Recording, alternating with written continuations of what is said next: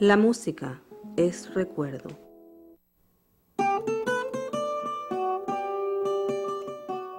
El legado de los siglos deposita dentro de una memoria común que se activa y se manifiesta a través de la música. Su sentir es nuestro sentir, su historia, nuestra historia y nuestra cultura.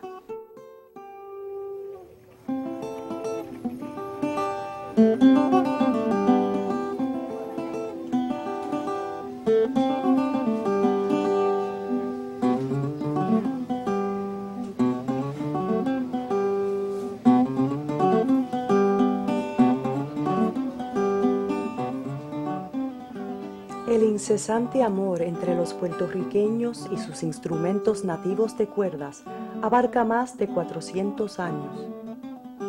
Desde los campos aislados en el interior de la isla hasta las ciudades cosmopolitas de San Juan, Nueva York, Miami, hasta en Hawái, la familia puertorriqueña de instrumentos nativos, incluyendo el preciado cuatro, nos recuerdan los lazos que nos unen a través del tiempo y la distancia. Lazos que nos hacen sentir más puertorriqueños.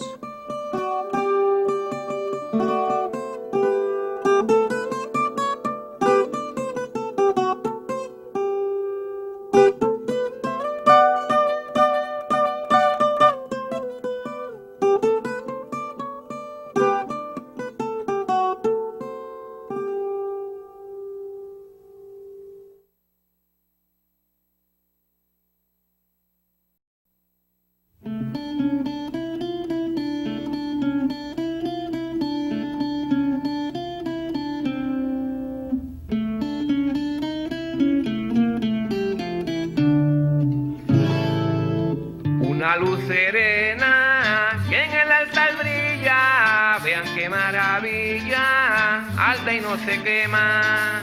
Vean qué maravilla, arde y no se quema.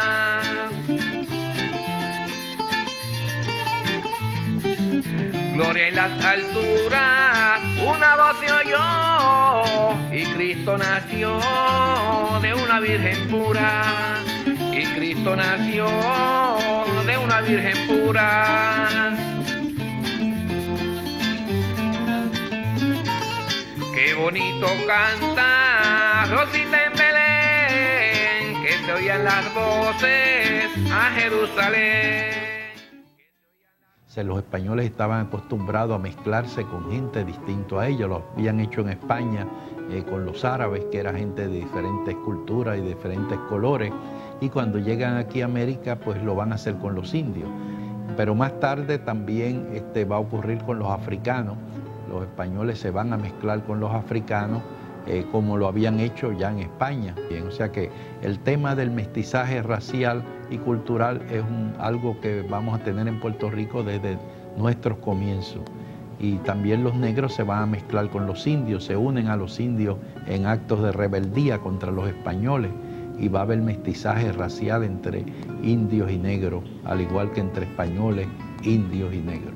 Y los primeros puertorriqueños, los primeros jíbaros, vivieron una etapa de formación, producto pues de la consolidación de los elementos de esas tres culturas básicas que son la cultura hispana, la negra y la indígena. Yo no hago distinción entre el jíbaro y el puertorriqueño. Yo siempre, para mí, decir jíbaro es decir puertorriqueño. Y el jíbaro puertorriqueño esencialmente pues adquirió unos valores que lo enaltecían, que lo hacían crecer, que tenía una visión positiva del universo, que trabajaba duro para defender su espacio y poder construir un mundo mejor para ellos y su familia. y es el jíbaro el que comienza a darle forma a los rasgos más antiguos de la cultura puertorriqueña. Me gusta siempre interpretar nuestra música jíbara porque esa es la base de nosotros, esa es la raíz de nuestra formación.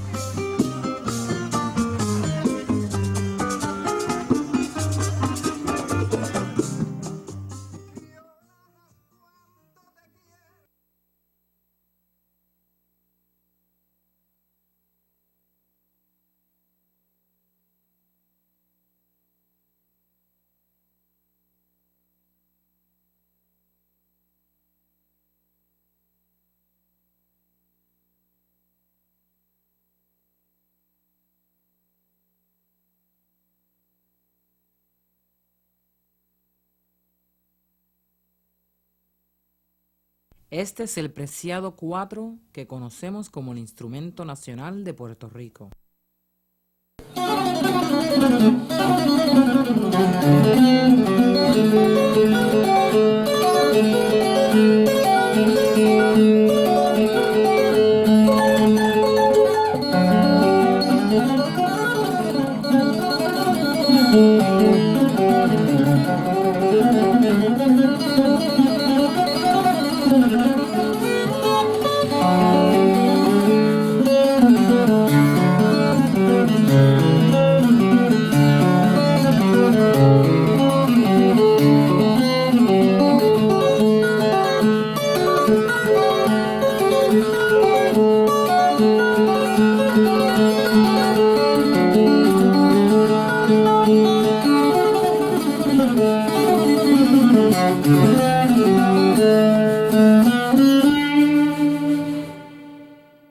Los instrumentos músicos son también dignos de que se hable de ellos.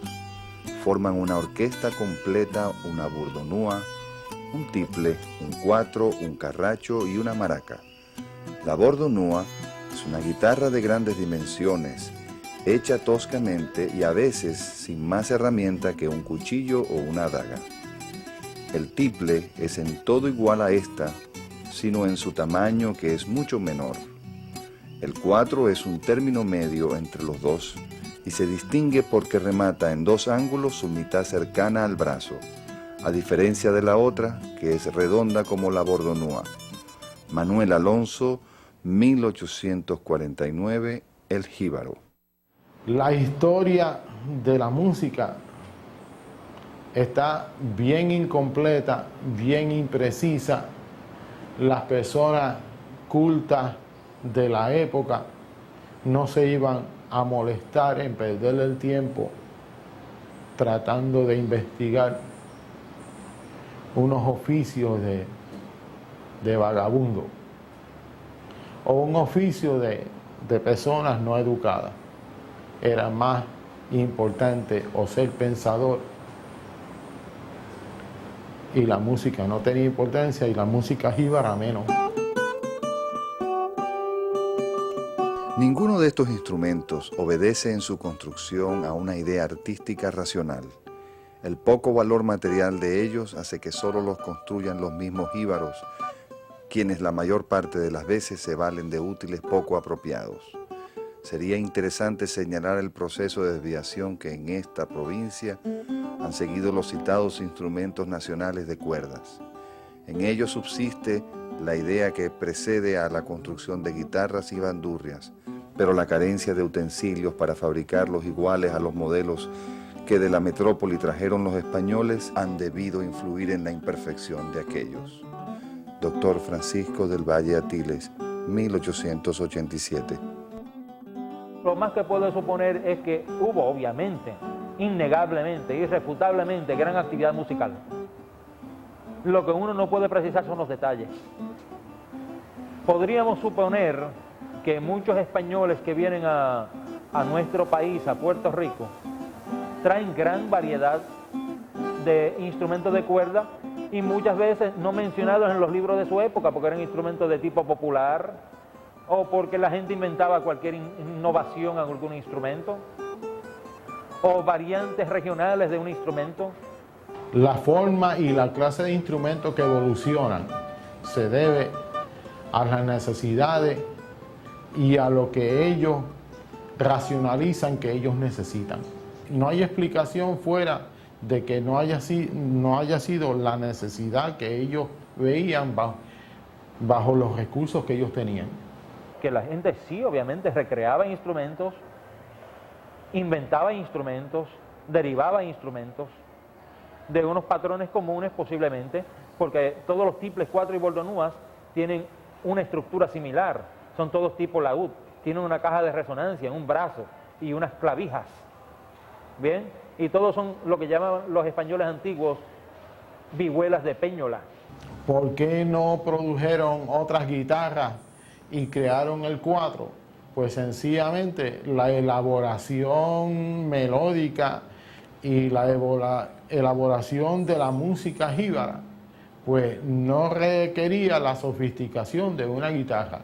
Cuando ya se menciona por primera vez el 4, es de una actividad que se hace en Corozal, allá para creo que el 1828, que intervienen varios cuatros, que es la primera vez que se usa el término ya como 4.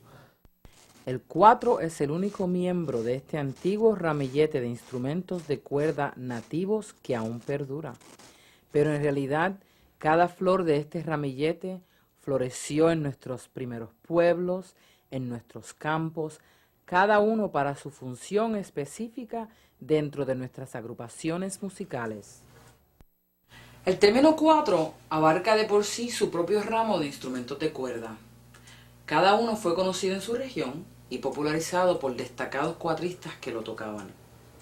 El 4 nativo de Puerto Rico aparece por primera vez como un instrumento rústico de 4 cuerdas, una creación del campesino a quien en el siglo XIX llamaran jíbaro. Bueno, el 4 de 4 cuerdas no era este estilo. Lo hacían más bien liso, ¿entiendes cómo es? Sin tener gran cosa. Más que una entrada, pero no tiene las orejas estas que le siguen.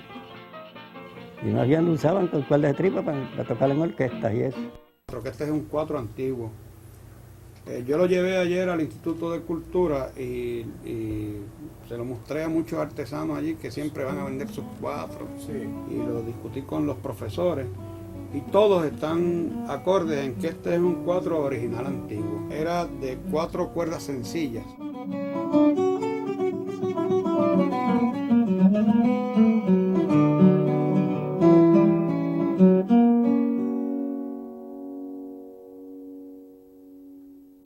El nombre mío es Joaquín Rivera Abreu. Yo tenía como 8 años. Y el primer 4 fue papá mío. ¿De cuántas cuerdas era? De 4 cuerdas. Entonces, pues ese fue el primer 4 que yo toqué. Y yo pues me dio la manía de que, como yo lo veía con el pescuezo tan largo y 4 cuerdas, yo creo que aguante necesita 8. Pues yo había visto un retrato de un 4 de 8 cuerdas.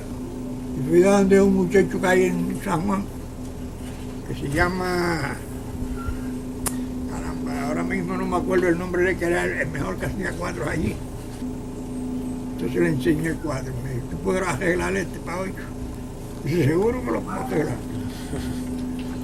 Me dice, déjalo aquí, pero lo voy a buscar mañana. Y dice, ¿estás seguro que mañana está? Sí, ven a buscarlo mañana. Y me fui a buscarlo, al otro día lo encontré y me dice, mira, ahí está el 4. Me fui y lo cogí, de María. Pero no puede afinar todavía, tiene que esperar a que se seque. Déjalo para mañana que se seque. Está bien. Y al otro día me cogí el 4 y me puse a afinarlo.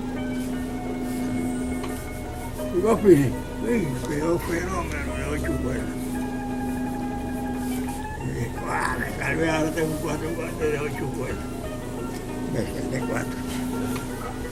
Y lo enganché en el techo. Y no le sacaba los ojos de encima para ver qué era lo que pasaba. Me dio sueño y me acosté a dormir. Como a las 3 de la mañana me acordé del 4 y cuando me levanté a buscar el 4, para bajarle la cuerda, tenía la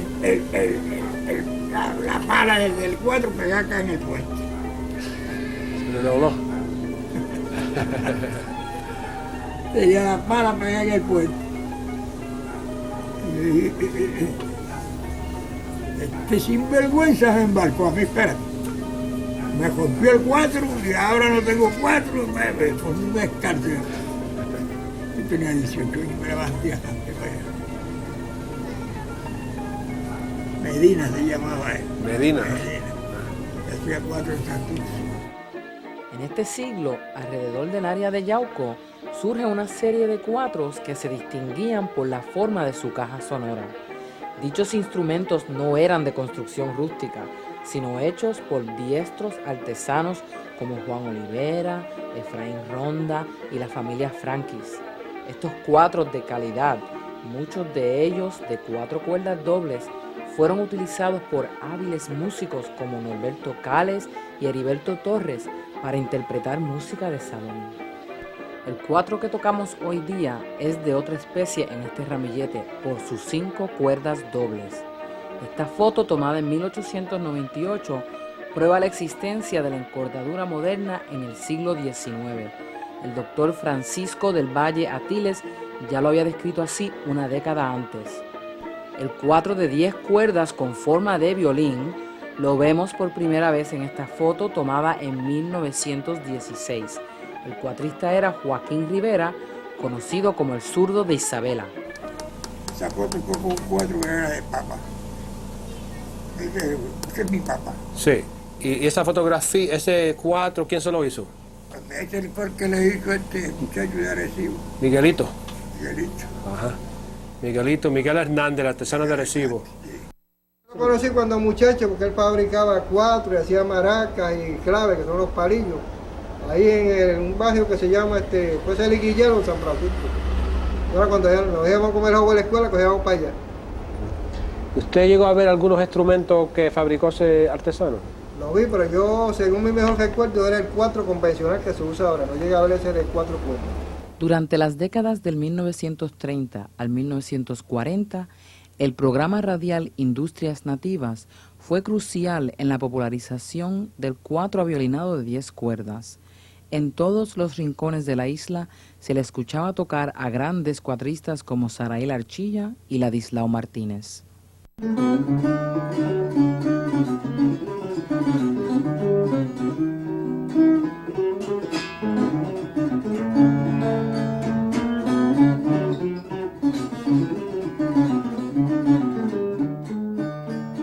La flor más grande del ramillete de instrumentos de cuerda de Puerto Rico es la bordonúa. Con su gran caja armónica, su corto mastil y sus 6 cuerdas gruesas, la bordonúa es el cantor de voz grave en orquesta jíbara del siglo pasado. La bordonúa también se hacía de una sola pieza, o así me lo describen los parientes, que los parientes míos de familia González de Ponce describen la bordonúa y fabricaban la bordonúa de una sola pieza de madera también. Sí. Tallaba la forma de la bordonúa, que era una guitarra bien grande, más grande que lo usual, y ahuecaba y le ponía 6 órdenes sencillos, o sea, 6 cuerdas sencillas como la guitarra actual. Ahora, la bordonúa no es igual en todo Puerto Rico, hay variantes a la bordonúa. Y también la bordonúa varía también en encordadura y afinación. En este siglo, entre el 1915 y el 1920, aparecen bordonúas como esta que yo fabriqué, usando de modelo las bordonúas de Yuyo Velázquez de Yabucoa y de Candelario Vázquez de Juncos, conocido como Don Canto. Él tocaba y le daba un estilo como de tremblo. Y entonces acá en la de eso, y él hacía vibrar la cuerda, que la cuerda como que lloraba en algunas piezas, ¿verdad?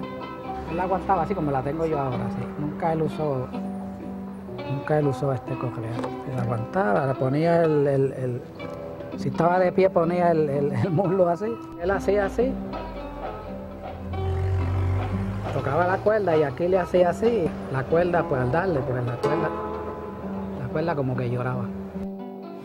Bueno, que se oye más brillante la nota, se oye más sentida. Más sentimiento, esa es la palabra, le da más sentimiento a la nota. Y gemido viene prácticamente un gemido antes de llorar, prácticamente las personas empiezan a gemir. La bordonúa desapareció del escenario al ser reemplazada por la versátil guitarra española y por el desprecio general que sufrieron los instrumentos nativos a principios de este siglo. Gracias a los esfuerzos del célebre maestro Paquito López Cruz, la bordonúa se rescató del olvido y hoy día se escucha en la isla con más frecuencia.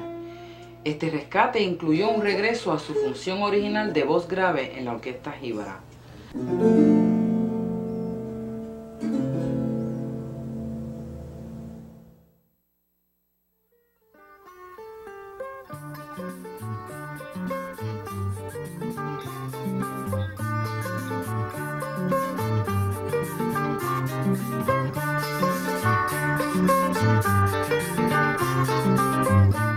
Puerto Rico ha producido una familia de pequeños instrumentos de cuerda que se componen del tiple requinto, el tiplón con macho y el tiple doliente.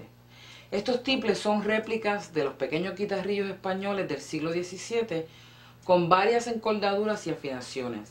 El tiple que creemos fue el preferido es el tiple doliente. El tiplón con macho tiene 4 cuerdas y una quinta libre encordada a una clavija taladrada al lado del mástil. El tiplón comparte este detalle con el banjo norteamericano, que fue creado originalmente por los esclavos africanos en los Estados Unidos. El banjo se deriva de un instrumento hecho de higuera con una tabla armónica de cuero llamado banja. Este también tenía el macho, como le diríamos, en el brazo, por eso creemos que el tiplón es de influencia africana.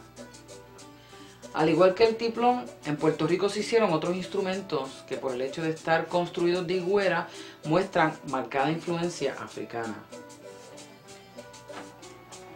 Este instrumento que yo fabriqué es de higuera con un mástil de 4 y por lo tanto se le llama 4 de higuera.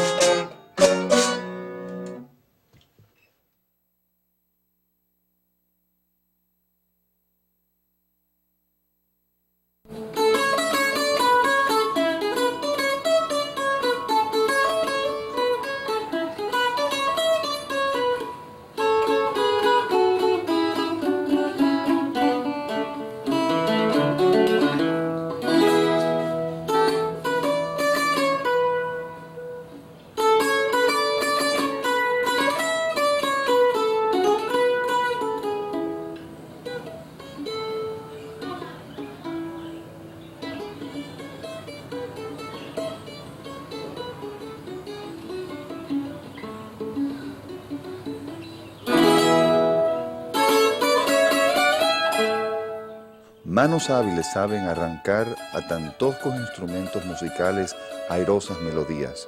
Sin embargo, estos deben ofrecer serias dificultades, cuando menos el producir con ellos modulaciones. Hay tocadores que con una maestría sorprendente hacen verdaderos alardes, produciendo sobre todo con el 4 inesperadas melodías. Acompañándose con estos rudos instrumentos, canta el jíbaro sus languidísimas coplas eróticas o sus animados villancicos durante la época de aguinaldos. Dr. Francisco del Valle Atiles, 1887.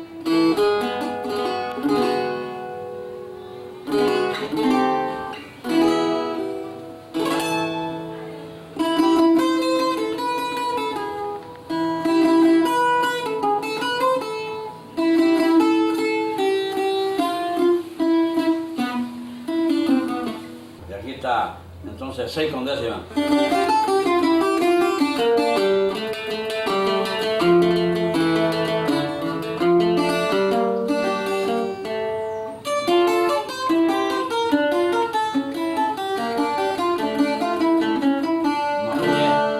Montebello.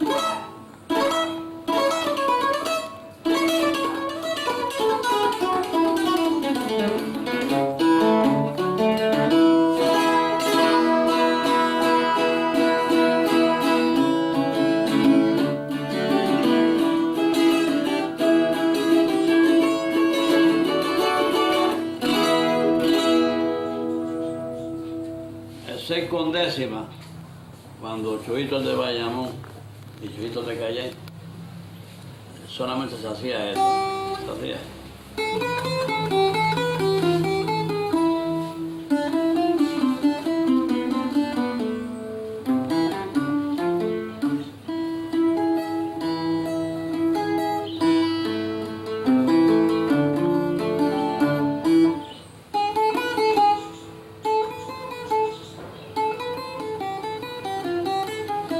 Y el Aguinaldo Jíbaro era.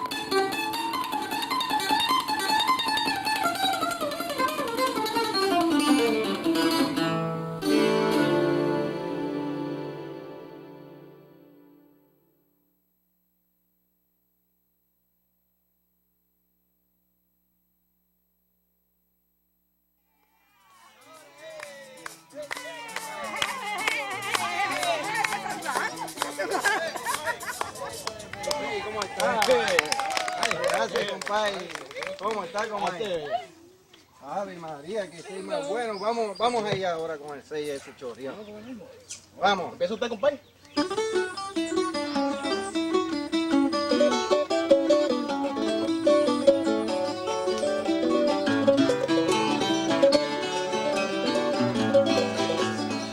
Un ture, algunas banquetas y un banco sin respaldar. Servían de asiento los músicos, cantores y a pocos más. Rompió el baile Primosico con su coma y treña, con un son duro que daba envidia a bello bailar. Requintaba la vigüera, el güiro daba jalay y los tiples y maracas no le quedaban muy atrás. Tan a tiempo y a compás que hubo viejo que lavaba le vino al suelo para ahí. Bailóse pues un caballo, unas caenas detrás, un fandanquillo bombeado y un 6 se iba a tocar. Pues aquella bordonúa de Gaitán era afamado, los trovos del caraqueño y el güiro del colorado. No sabe lo que se pierde el que no los ha escuchado. Échale, compadre, qué bueno está eso. Eso vale un palo.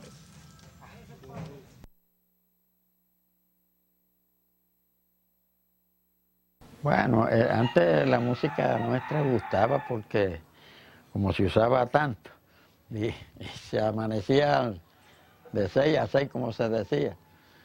Entonces los músicos lo que ganaban eran, decían antes, 20 reales, eran 2.50 por una noche, 3 músicos. Toda una noche tocar por 2.50. Ellos decían 20 reales.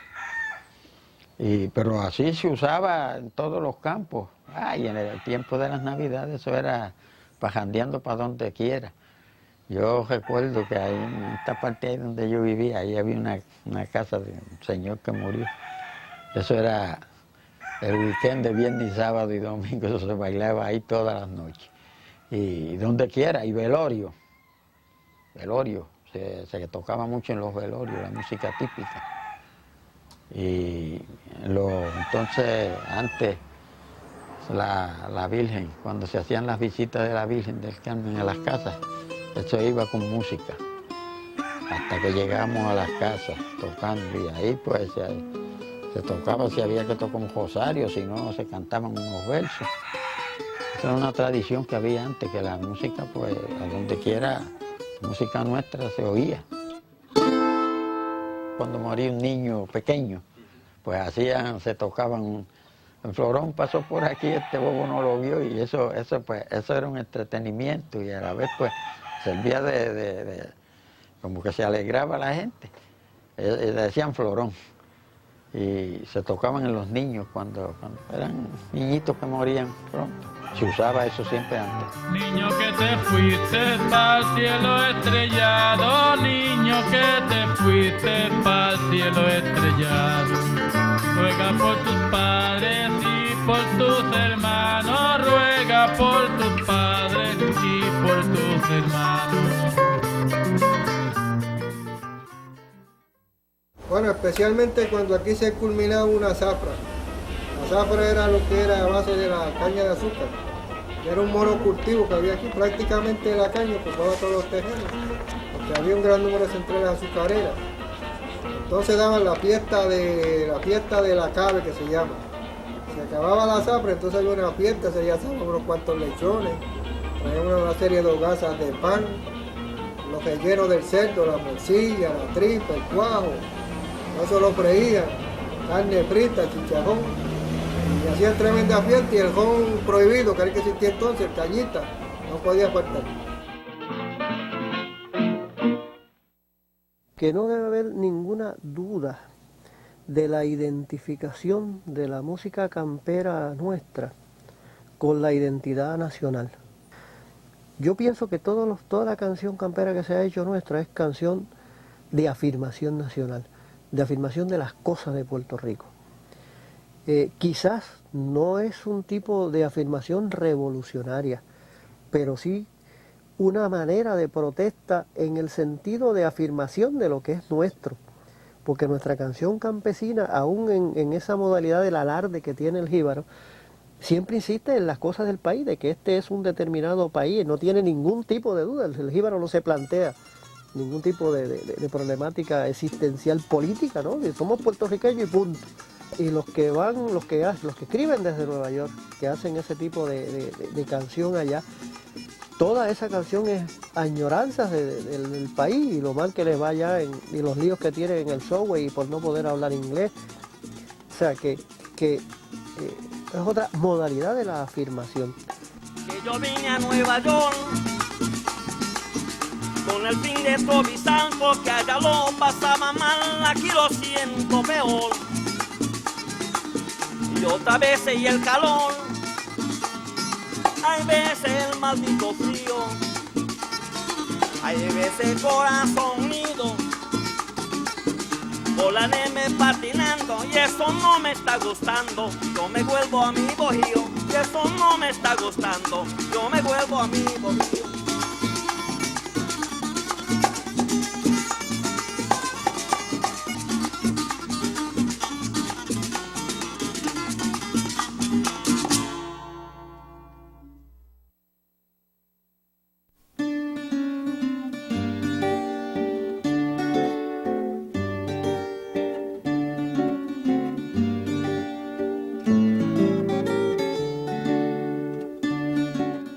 Para fines del siglo XVIII, los puertorriqueños empiezan a sentir que ellos son diferentes a los europeos y comienza a formarse un sentido de identidad nacional.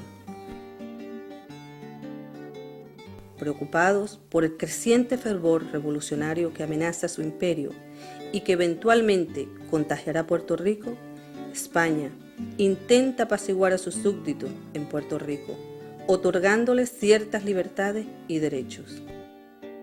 El gobierno colonial promueve una política de baile, baraja y botella, a la vez que genera condiciones opresivas que conducen a una existencia de miseria para el jíbaro, los esclavizados y la clase trabajadora.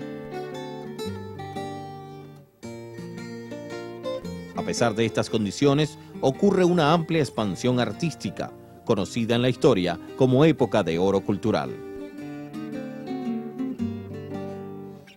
En 1875, en el Teatro La Perla de Ponce, durante las celebraciones nocturnas se escuchaba a los hacendados bailando el vals, el minué y la mazurca europea en el salón principal del teatro.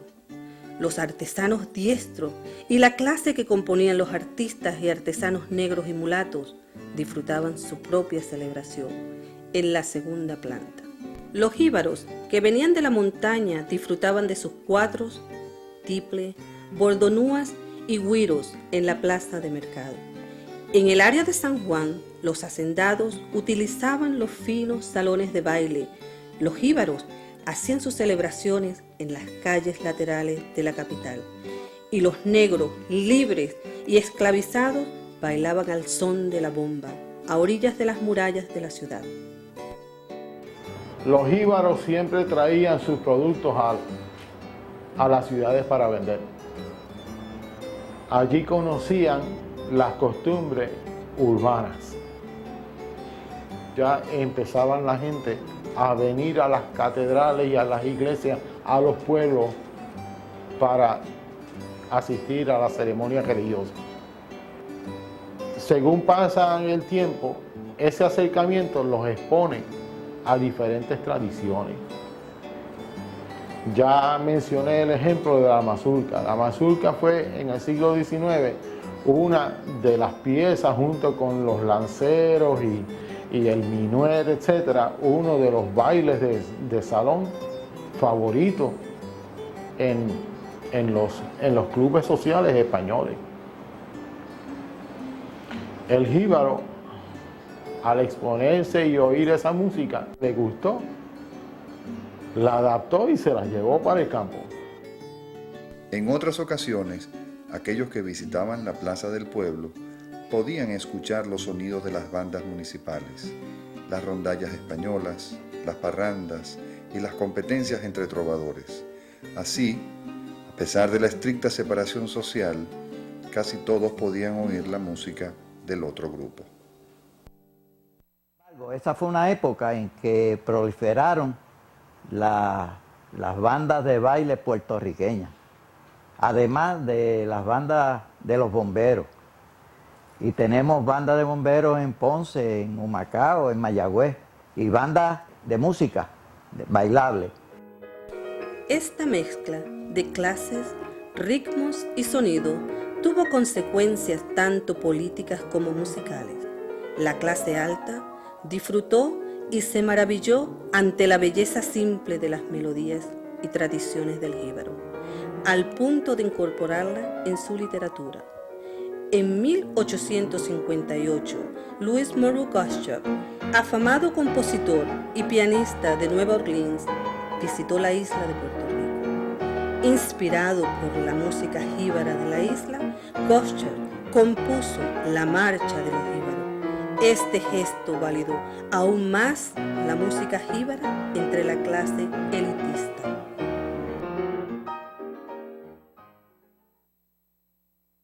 La danza surge como tributo y agradecimiento para enaltecer la clase artesanal en los ojos de la clase alta.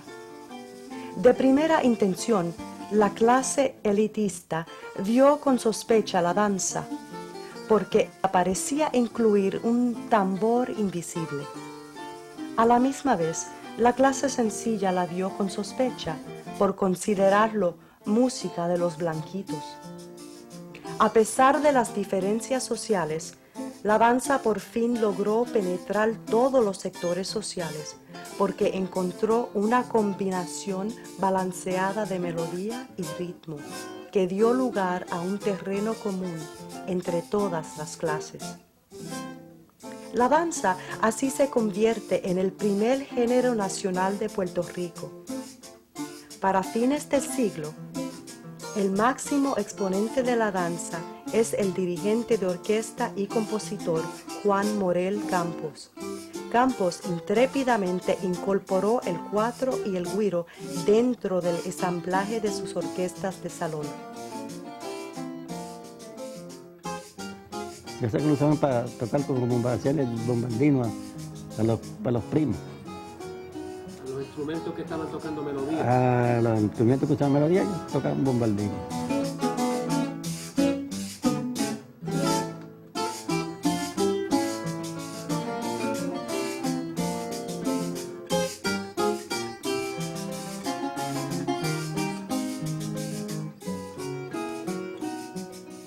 Los jíbaros que viajaban de las montañas a los pueblos fueron expuestos a las bandurrias españolas de 5 cuerdas dobles que habían sido tan populares en España desde el siglo XVIII.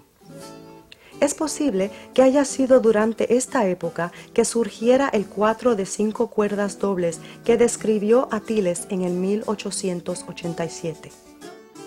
Aquellos que sintieron este nuevo puertorriqueñismo, esta afirmación de identidad nacional, diferente a la del colonizador europeo, eligieron al jíbaro, su música y tradiciones como símbolo patriótico.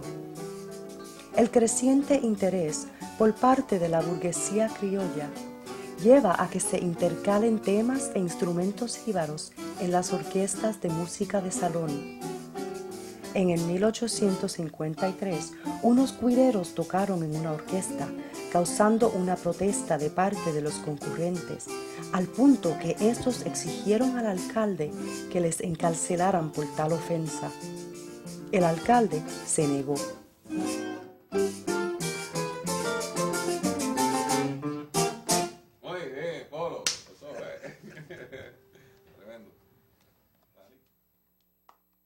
El enfoque primario ha sido la idiosincrasia del jíbaro, o lo que ellos aceptan como lo que más cerca de los sentimientos y las expresiones de ellos.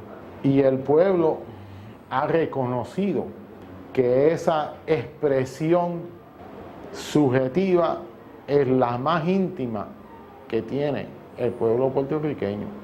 Y creo que tienen toda la razón en escoger esa música.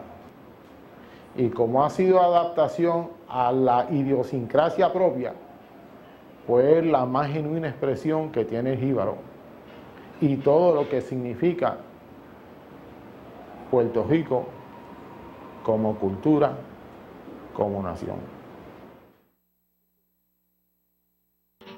Ay, mi pobre Puerto Rico, mucha pena a mí me da que toda la isla entera esté pidiendo caridad.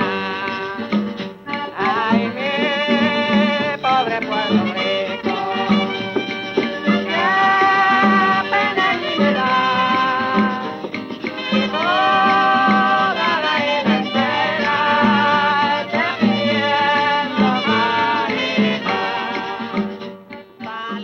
Puerto Rico ya en el 1897 era una provincia autónoma, igual que era Sevilla o que era Madrid u otras provincias españolas, y Puerto Rico elegía a través de elecciones democráticas sus representantes para ir a las Cortes españolas, donde ellos tenían la misma importancia que tenían los de otras provincias españolas.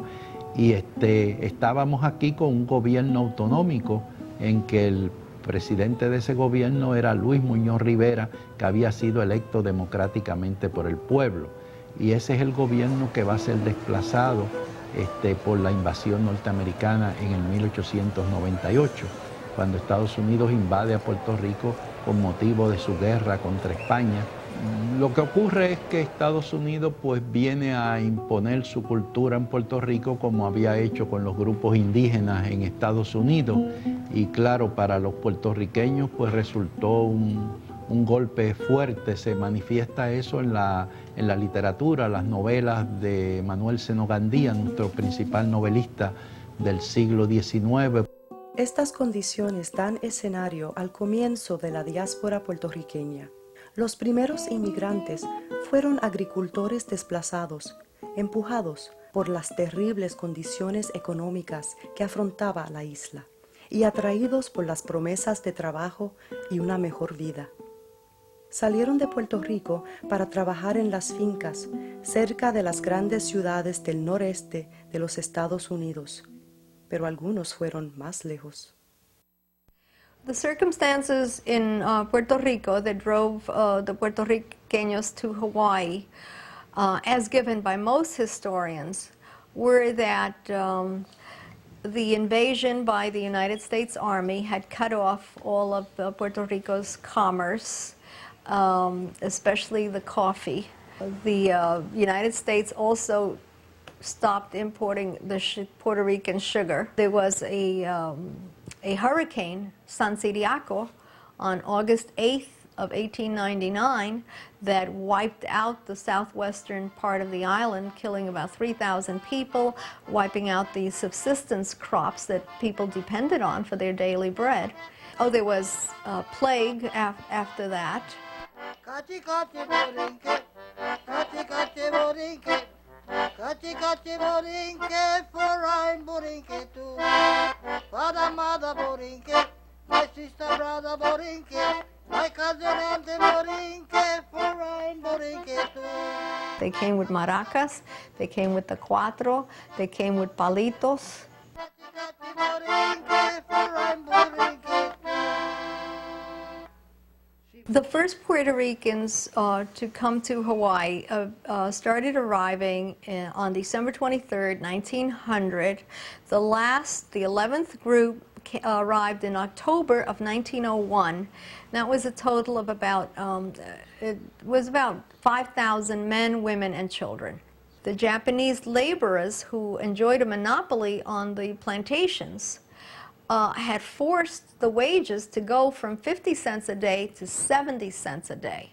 And the Hawaiian Sugar Planters Association, which was the oligarchy in complete control of every aspect of life in Hawaii, wasn't going to tolerate that. So they wanted to bring in an excess of labor so that they would threaten the Japanese with their job security. The Puerto Ricanos loved their music, and in those plantations where they were allowed to share their music, because they would have little impromptu parties on Saturday night, and of course they were criticized for that because the societies here do not realize the value of recreation, which is to recreate your tired soul, your tired body. Was worn out during the week cutting cane. On Saturday night, you fed your spirit, you know, and you had fun with your family and your friends.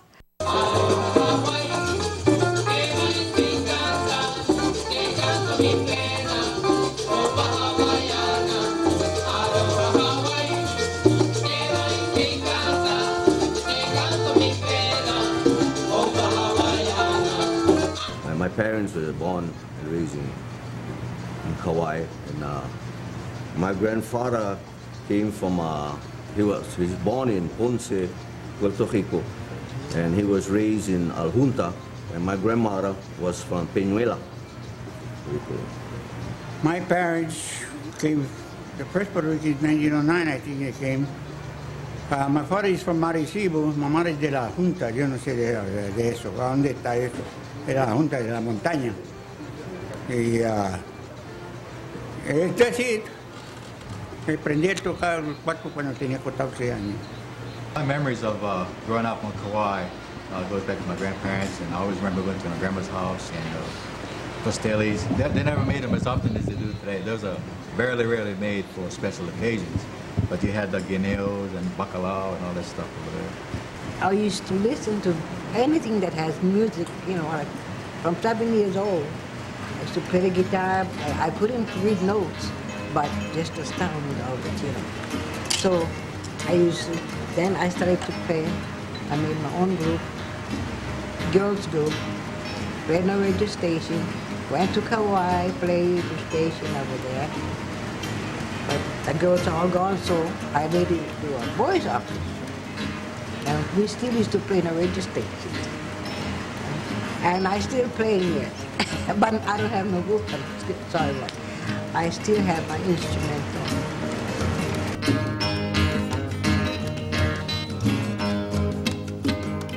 I started off with rock and roll music. I used to play rock and roll before. And then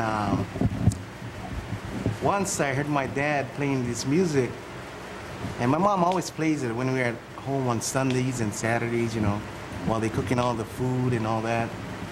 And I heard this funny music, and I told myself, that caught my ear. I heard this instrument playing. Then I told my dad was living up in Hayward, California. Hey, Dad, can you send me one of these funny instruments this guy's playing down here? I like to learn the instrument and play with the music. So I started playing and picked up all the music. took me about 10 years to master it. I learned from all the cuatro players, all these old timers around here. I wouldn't call them old timers, but they started way before my time, you know. And that's how I became a cuatro player. En el 4, Mr. John Ortiz.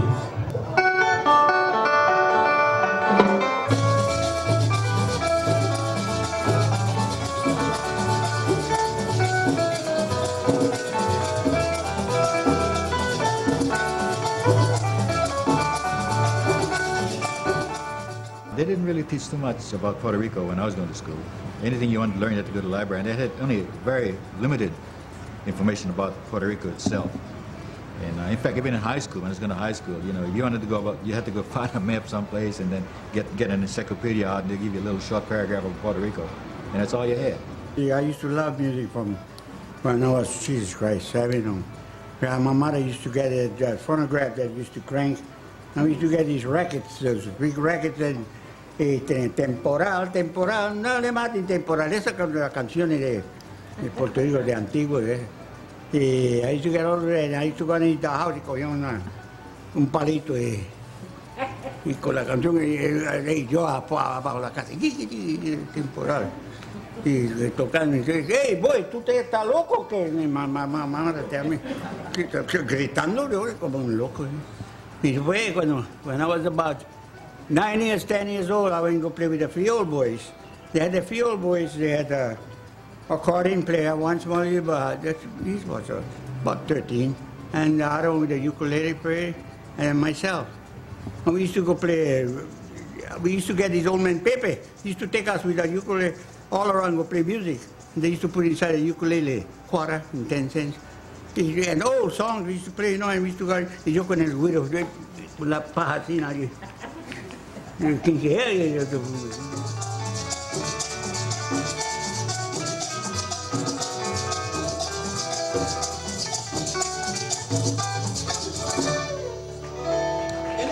Mr. John Ortiz. Thank you, muchas gracias. Back in Puerto Rico, there was a big fuss about this migration, sending out our Puerto Ricanos. Why are we kicking people out of their homes? But the American Army marched in saying, in 1898, there is an excess of population on this island. Somebody has to go. Y también los puertorriqueños que llegaron a Nueva York trajeron consigo los recuerdos de su islita y en ellos su música. Para satisfacer la creciente nostalgia, las compañías disqueras norteamericanas, con los sellos de Victor, Edison, Gramophone y Columbia, reclutaron músicos puertorriqueños para llevarlos a Nueva York a grabar lo que llamaban música étnica. Entre ellos, en el 1916, se reclutó desde Isabela al cuatrista Joaquín Rivera, el zurdo de Isabela. La grabación de mi papá fue una cosa de sorpresa, ¿sí? Resulta que en Arecibo tiraron un panfleto que se necesitaban músicos para grabar discos. Entonces Angelito de la Cosa, que era el padrino mío, era la segunda voz del país, vinieron y se avisaron para ir a cantar allá a Nueva York. Entonces ellos le avisaron a papá y papá después solicitó y le mandaron a él. Y lo apoyaron también. En el 1917 se le impuso a los puertorriqueños la ciudadanía norteamericana.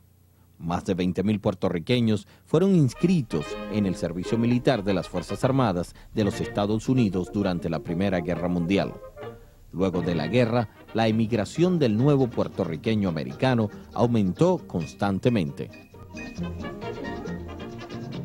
Músicos puertorriqueños como Rafael Hernández, Davilita y Paquito López Cruz y otros causaron gran impacto en la escena cultural neoyorquina en la década siguiente.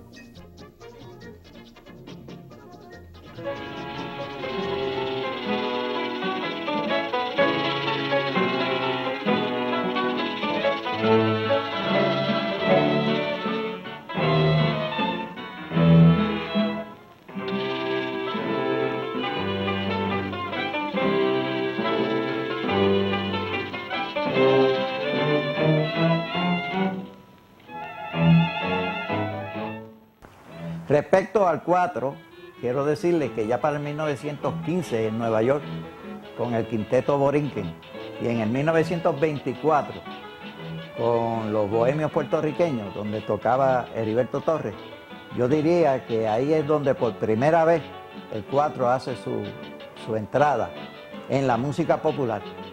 Porque sí, anteriormente teníamos 4, pero estaba allá en los campos, que yo no creo que tuviera gran influencia en la música popular de los pueblos.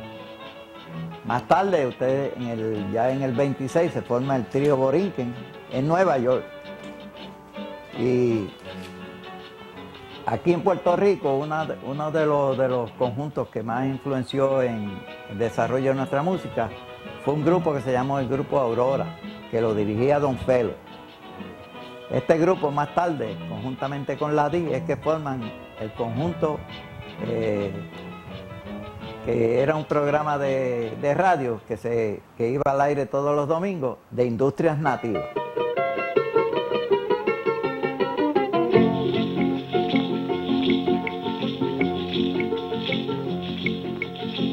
Despiértese, mano, la ordeñar tu vaca prieta. Y yo recuerdo que en casa había radio. Pequeño yo, durante la época de la Segunda Guerra Mundial, nos mudamos de un sector del barrio a otro, y yo recuerdo aquel radiecito pequeño, enganchado en una tablillita, y les ponían, en casa de mi tía, ponían un pañito especial, encima de una mesita también de 2 patas nada más para poner el radio, y yo la noción que tengo de eso es bien pequeño. Y si nosotros, que éramos personas que realmente tenemos una situación económica difícil, teníamos un radio, supongo que en Puerto Rico debía haber otra gente más que tenía. Claro, yo creo que la radio fue bien importante también en este aspecto, porque ustedes saben, el radio aquí en Puerto Rico vino en 1922, fue la segunda estación. La primera fue en La Habana en ese mismo año, pero en octubre. La de nosotros fue en diciembre. La radio tiene la ventaja de que te democratiza la música, te la hace penetrar a todos los rincones. Claro, también tiene el problema de que te uniforma el gusto. Pues la radio tuvo un gran impacto porque por primera vez también estos grupos es donde empiezan a difundir nuestra música. Pues en la década del 30 el foco principal de producción musical fue un famoso programa que se llamó Industrias Nativas. Y en ese programa Industrias Nativas pues predominaba la figura del maestro Ladí. El hecho de que el maestro Ladí, que dominaba excelentemente los instrumentos de cuerda, pues fue una influencia importante porque es de las primeras figuras públicas que se conoce. O sea, la gente quería imitar al maestro Ladí. Los que componían ese programa era el maestro Ladí, Don Felo, Archilla, Virquín Rivera, que era guitarrista también. Después vino Leocadio y Pascual a tomar parte por algunos de los que se fueron, como Ladí, que se fue para Estados Unidos, y entonces entró Pascual por él y entró con otro cuartista de Morovi que se llama Iluminado Dávila. Oyendo yo al maestro Ladí, que fue de los primeros, el primero que yo oí en la radio, pues yo de eso ya yo seguí copiándome de él. Y entonces, claro, el programa de radio a través de toda la isla, pues se seguía oyendo. Y los que tenían mucho interés en esto, pues siguieron con sus instrumentos y hoy son unos grandes músicos también. Porque nosotros antes oíamos el programa por radio, pero no tenía con qué grabar y después no lo oíamos nada más. Tenía que hacer de oído. Y entonces ese número que nosotros queríamos aprender lo teníamos que oír como 2 o 3 veces para podernos grabar nosotros en nuestra mente. El maestro Ladí no era de ese tipo de influencia orquestal, él era de estos grupos más pequeños, de estos grupos más de pueblo, y era más seguido, inclusive, que esas personas porque lo podían imitar. Cualquiera podía coger un 4 para imitar a Ladí, o podía coger una guitarra. Para imitar la orquesta de Rafael Muñoz se necesitaba tener una orquesta completa. O sea, eso hacía que tuviera una gran penetración Además, en mi opinión, él tuvo también un gran dominio para sus creaciones musicales de hacer algo más popular. Maestro Ladí tocaba danza, paso doble, mazurca, cabal, bolero. Él tenía todas esas composiciones, porque como él era compositor también, componía danzas, vals, pasillos, paso doble, guarachas, bolero con letras. Y yo digo que el maestro Ladí era el tronco de los músicos, porque después nosotros seguimos copiándonos de él. Y después hay un paquete de músicos que son extraordinarios, pero el que legalmente nosotros nos dejamos ir era por él, oyéndolo a él. Y de él pues aprendimos. Por eso yo pienso que la gente que hizo el grupo de Industrias Nativas, que su nombre ya implicaba una identificación con las cosas del patio, con la cosa del país, con las cosas que eran propias de Puerto Rico, penetró más, porque era lo nuestro, que era lo que estaba haciendo Ladí.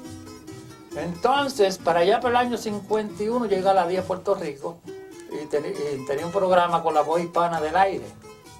Ahí cantaba Chubito el de Calle y tocaba Ladí, Achilla y Mengol. Todavía yo no conozco a Ladí con esa hambre de conocerlo.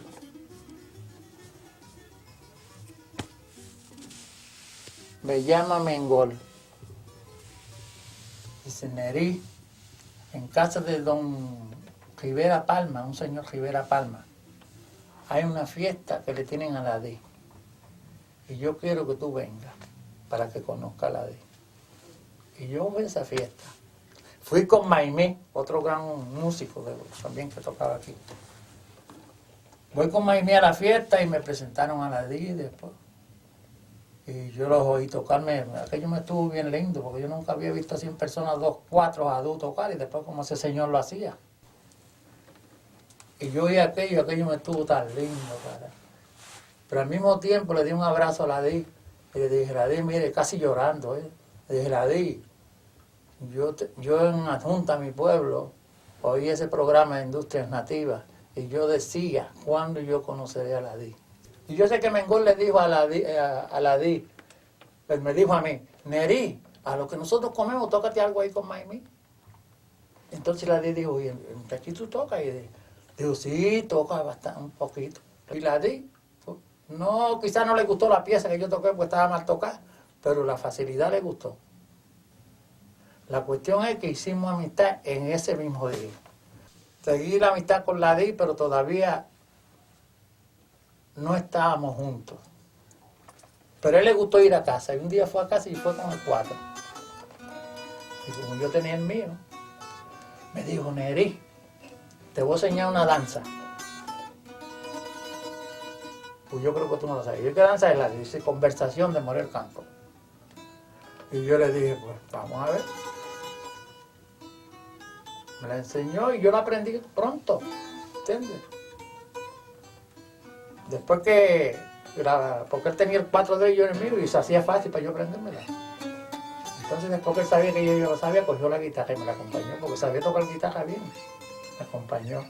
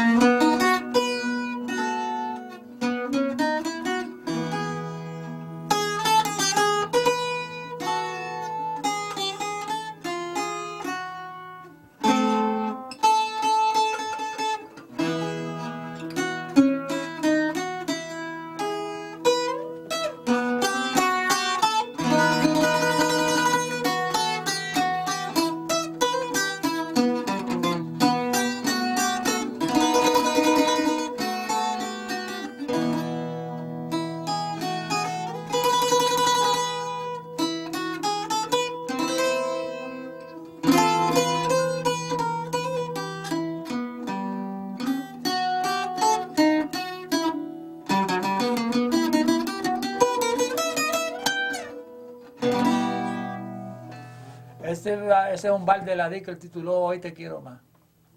Y yo digo así ahora, la de hoy lo quiero más que ayer.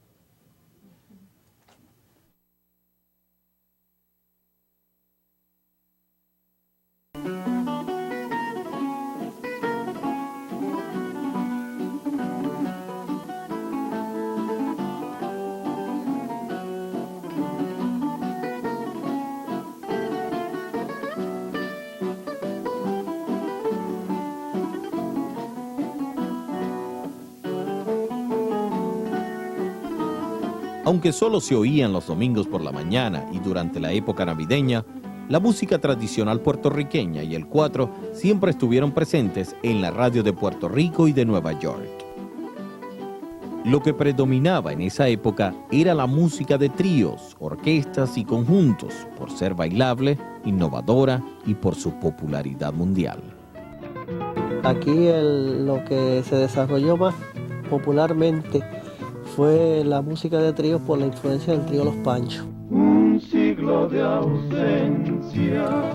Por dos razones. Una de ellas fue que ellos desarrollaron el requinto que se había inventado un poco el Güero Hill en Nueva York en el año 1944 cuando fundan el trío, y se recibió algún tipo de influencia por lo que se conocía de las películas mexicanas. Y en esta época de los 50, pues principalmente fue época de trío. Y esos tríos no utilizaban el 4, utilizaban el G5. Hubo otras posibilidades a través de las radios, porque la radio de ese tiempo le dio también cabida a la música, lo anunciaban como música campesina. Teníamos un radioteatro donde se daba el programa, que nada más que cabían 50 personas. Y eso se metían, siempre tenemos que tener la policía en la puerta porque se metían casi 60 o 70 personas, forzaban la entrada y la policía tenía que parar a la fuerza, porque Fiesta en el Batey era un programa que era para el jíbaro nada más. Se hacía un concurso que se llamaba el concurso del pote. Se ponía un objeto en el pote y Nelson Cortina, que era el director del programa y dueño, tocaba ese pote así por el micrófono. Y entonces el que adivinara lo que había en ese pote se ganaba un premio. El jíbaro llamaba a los que tenían su forma de comunicarse por alguna forma, ¿ves? Pues lo hacían, pero el que no, pues escribía cartas. Decía, pues en el pote hay esto, en el pote hay aquello, en el pote pues hay un botón o hay un níquel, y si adivinaba, pues se llevaba el premio. Porque en aquellos días uno ponía la radio y se oía a Jamito cantando, Moralito, Luisito, Chuito, ¿entiendes? El jíbaro de Yauco, el jíbaro de Guayanilla, el jíbaro de Adjunta, porque había una paján de jíbaro que es tremendo. Se oían. Bueno, ahí Chuito y Jamito, Moralito, esos trovadores le dieron un buen empujón a la música, porque donde quiera que ellos los anunciaban para ir, todo el mundo acudía. Y entonces en los programas de radio uno no se perdía esos programas porque como eran unos trovadores excelentes. Jamito, Germán Rosario, Víctor Lluvera Río, eran un trovador extraordinario. Y a nosotros nos gustaba oírlos. Y donde ellos tocaban, si podíamos trasladarnos, íbamos, como pudiéramos, porque ellos le dieron una gran altura a la música nuestra.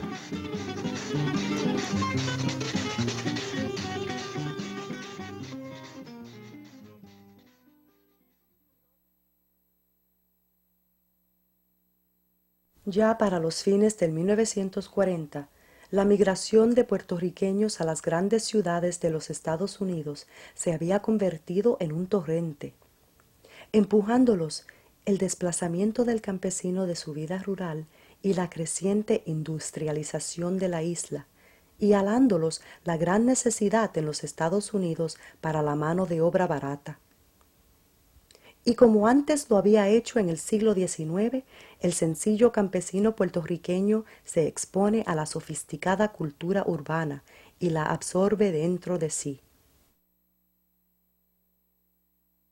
Se decide en el 1950, después de la Segunda Guerra Mundial, cuando Estados Unidos trata de decirle al mundo que ya no tenía colonia, de que Puerto Rico ha dejado de ser una colonia y establece a través de un convenio con Puerto Rico, a través de la ley 600, la creación del Estado Libre Asociado. Se le pide a los puertorriqueños que escriban su constitución y esa constitución habrá de ser estudiada por el Congreso y de ahí vendrá una asociación democrática entre Puerto Rico y los Estados Unidos. Por lo menos eso es lo que Estados Unidos le hizo creer al pueblo de Puerto Rico y así se crea el Estado Libre Asociado de Puerto Rico como un convenio entre Puerto Rico y los Estados Unidos.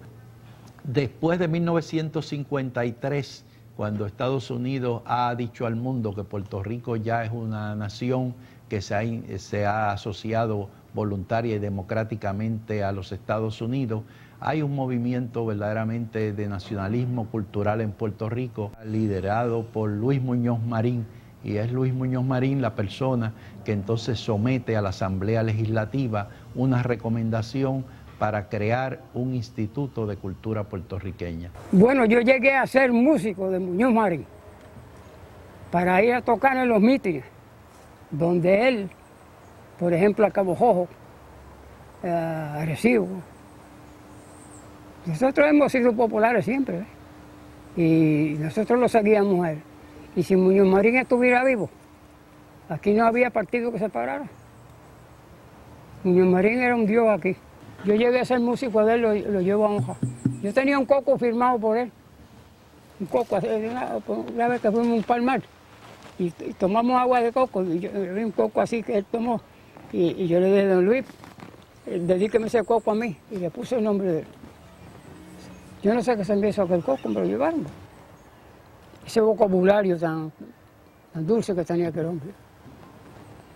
Decía, queridos hermanos, yo les pido a ustedes el mejor de los favores, que no critiquen al hermano, ni hagan política de mal sabor, que se traten como hermanos, porque aquí todos somos hermanos. Ese hombre arrastraba al mundo entero. La obra del instituto era comenzar a darle a nuestro pueblo una mayor conciencia de su nacionalidad. Había que borrar años, si no siglos, del desconocimiento que tenía nuestro pueblo de su historia y su cultura. Se recogió la música de Morel Campos, de Tavares, de nuestros compositores, para crear archivos musicales. Y también se iniciaron festivales sobre las artes populares, que son para dar a conocer la expresión de arte popular, la fabricación de santos, la fabricación de instrumentos musicales.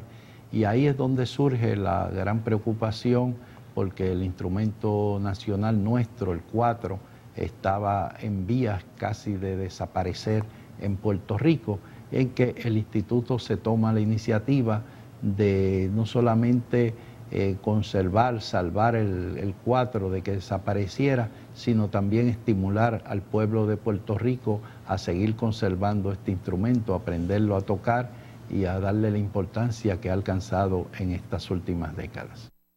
Mientras en Puerto Rico el gobierno se preocupaba por el abandono de la cultura isleña, en Nueva York los boricuas esperaban en largas filas para ver a trovadores tales como Ramito, La Calandria y el Jibarito de Lares interpretando la música tradicional en los numerosos teatros puertorriqueños de la gran ciudad. En esa época, la música del cuatro y la música jíbara de Puerto Rico era el hit más grande que había. ¿Por qué usted cree que personas y trovadores como Ramito y Chubito se hicieron popular durante los 50? Primero porque tenían tabla. Tú sabes lo que es tabla, ¿verdad? Tabla, pues, que tú sabes, que se sabe presentar delante del público. Porque yo puedo ser el mejor músico del mundo, pero si me presento así, eso, la gente no le gusta eso. A la gente le gusta que uno, no como esos saltarines de hoy, eso no me gusta a mí, pero moverse uno. Yo siempre me movía y tiraba mis pasitos y cositas, y a la gente le gustaba eso. Está bonita esa controversia de ustedes. Ahora voy yo con el mapellé, mi toro balsino.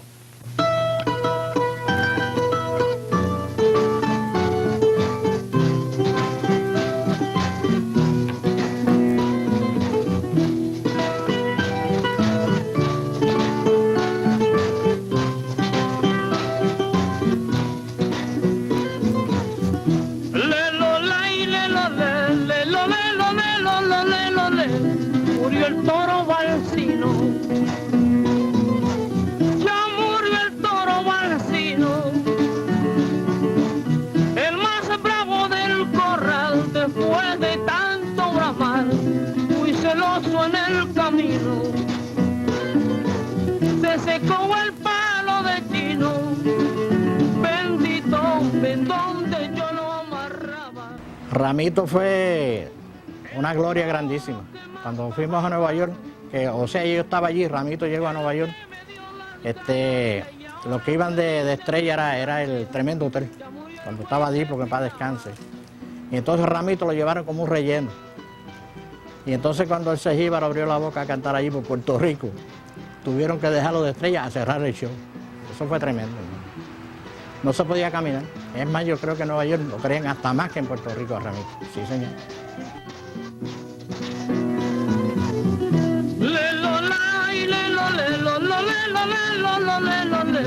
Mi caballo retinto, yo en mi caballo retinto, yo lo miraba sin desdén porque tiraba muy bien, con el toro pinto,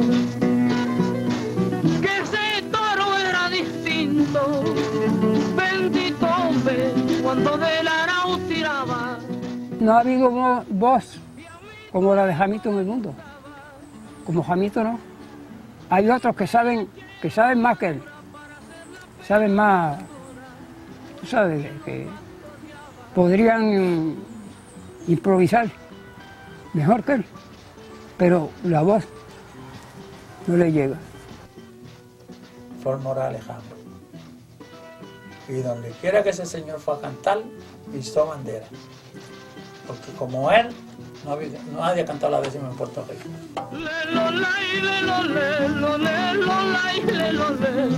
Se acabaron mis ganancias,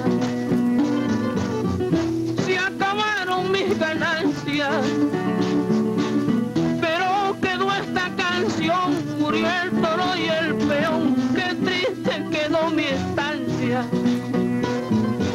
Ya se acabó la abundancia, bendito hombre, y este dolor me atristona. Ya se secó la amapola, ya murió el buey que pitaba, murió quien lo pastoreaba y quedó la estancia sola.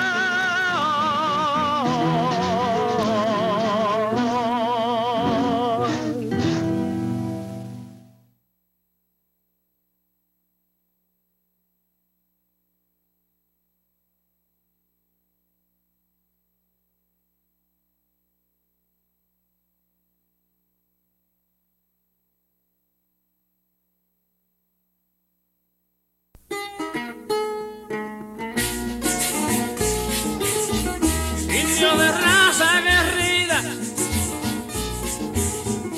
y de bélicos ardores, hallan los descubridores allá en mi tierra perdida. La mujer de tez curtida de la tribu borinqueña, con su mirada halagüeña, al hombre blanco seduce, terminando con su cruce la raza puertorriqueña. Los hijos de tierra ibera, cuando a mis playas llegaron, los amores conquistaron de la India sandunguera. El arroyo en la ribera, en el valle y la colina, al blanco que fue su ruina, le dio su encanto y hechizo, y de ellos nació el mestizo con ascendencia latina.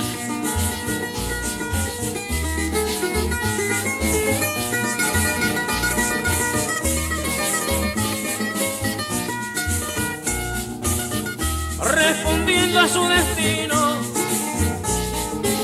sucumbió el indio tan bravo, y entonces al negro esclavo trajo el español ladino. Con la fue mezquino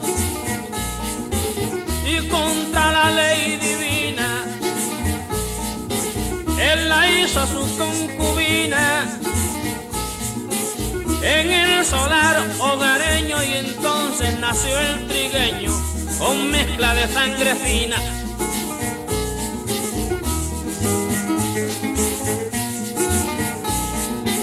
Ay, de África que el sol abraza